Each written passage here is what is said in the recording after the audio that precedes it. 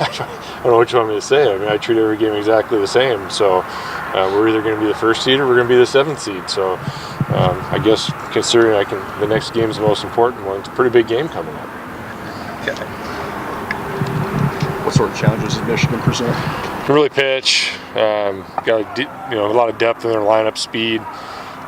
Just well-coached team. They've done they can beat you a lot of different ways, and for the most part this year they haven't beat themselves. When you scout a team like that has the good numbers, but maybe their strength of schedule is not all that high, how do you kind of parse that out and see what you're going up against? Watch actions, you watch stuff. The stuff's there on the mound. I mean, it's real. They have velocity, they have breaking balls, control the running game well. Those are the type of things that you look at. There's no matter who you're playing, good players are good players. What does the senior class went to this program? Yeah, they've been through a lot. They've seen some. We've won a conference, and then we got our teeth kicked in. They've seen it all, but they've stuck through it and stuck together, and it's just been a pleasure having them around.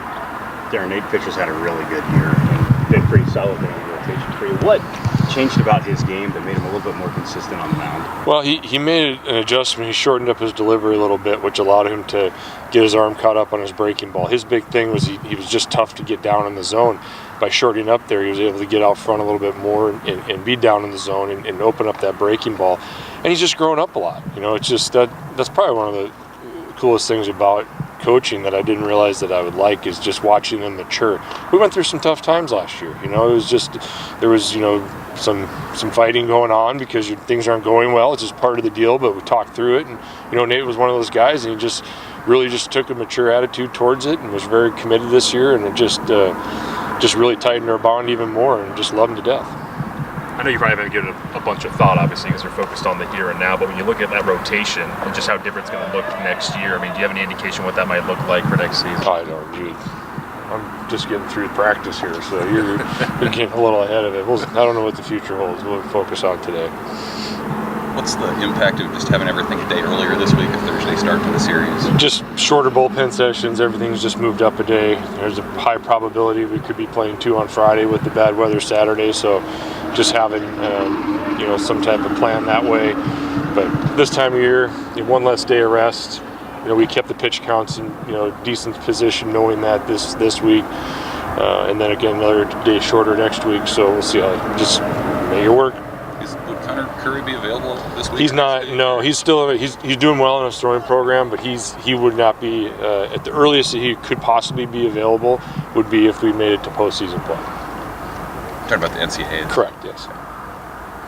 His throwing program doesn't finish till like the end of May. I know that you guys internally are just focused on the next game, but from a fan perspective, you like baseball, and this community has really been embracing your team here, especially after Arizona State.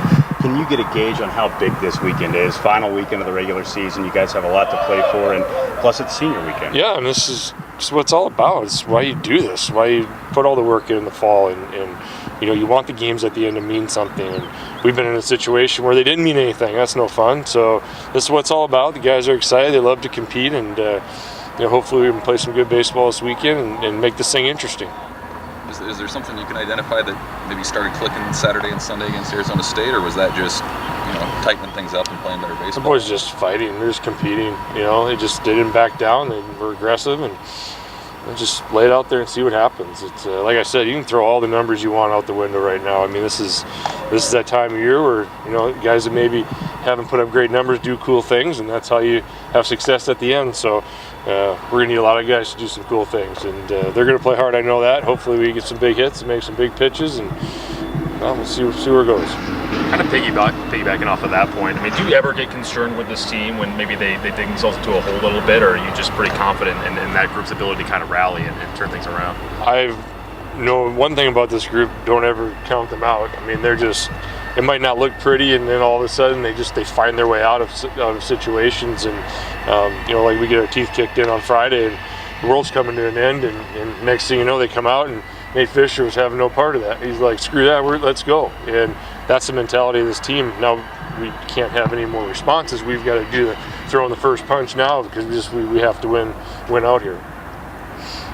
When people talk about this team being on the bubble for the NCAAs or whatever, does it help that you've been through this a number of times over the years with you guys being an at-large team and that sort of thing? Yeah, we're already in the playoffs now, so it's whatever that entails. But we understand that it's game on. So yeah, we've already started all that tournament stuff. Darin, does it take a player like Nate longer to develop because he's from a small high school and the level that he played before he got here? I don't think so. I don't think that, you have guys come from big programs and play baseball their whole life, but they're all polished and they get in front of the big stage and they freak out. You get a guy from a small town that might have some growing up to do or might not. I think it really just depends on the individual, and to say that that's the reason, I don't think so. But just no, I think everybody's on their own little different development plan. On the topic of the tournament, everybody across the country is fighting to get in right now. Do you feel like you guys are in that 64-team field at the moment? I don't make those decisions, but can't play any tougher non-conference schedule. It's we held our own in that. That's what they want us to do, is play quality teams, and I feel like we've done that, and we got a few wins in there as well. Again, it's just crazy that we missed as many games and we couldn't even find teams to make them up. And with the weather, I sure hope it doesn't come down to something like that. But all I know is we don't play well the rest of this way. It's going to be moot point anyway. So just go do our thing. And with the weather, you're looking at possibly playing 2 on Friday if it turns that way? Yeah, I'm going to wait as long as we possibly can, but we have to have it done by Saturday. We can't play Sunday with the Big Ten rules, so obviously we need to get those in, and just keep looking at it. And I want no part of a doubleheader. I'd rather play one each day, but we at least got to keep that option open. Is there a time limit on Saturday then that you have to get it done by? Like a Sunday situation? On Saturday, yeah. I think just have to get the games completed on Saturday. You need to have 3 days to get the series in. You can't stretch it to a 4th day. Yeah, thanks,